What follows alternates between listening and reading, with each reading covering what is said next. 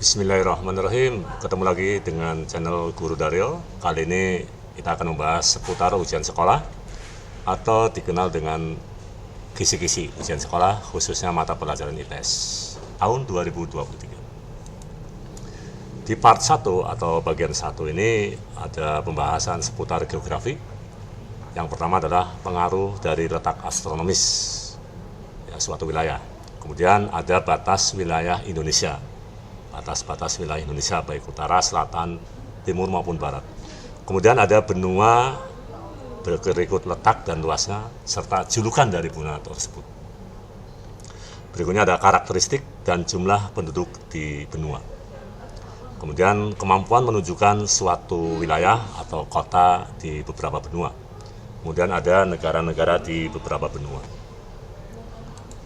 Di part kedua, lebih ke cenderung pembahasan tentang ekonomi, ada 3 pokok kegiatan ekonomi. Masih ingat kan? 3 pokok kegiatan ekonomi. Kemudian ada hukum permintaan dan penawaran, kemudian latar belakang dan hambatan, dampak positif maupun negatif dari perdagangan internasional.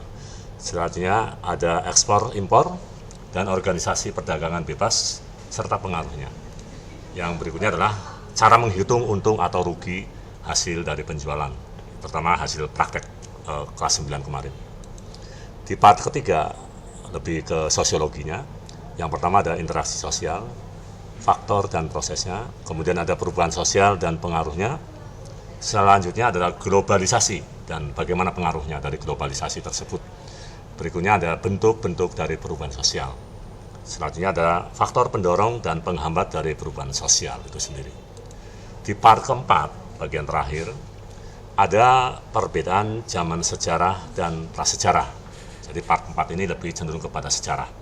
Berikutnya ada kerajaan tertua di Nusantara, baik dari kerajaan Islam, Hindu maupun Buddha.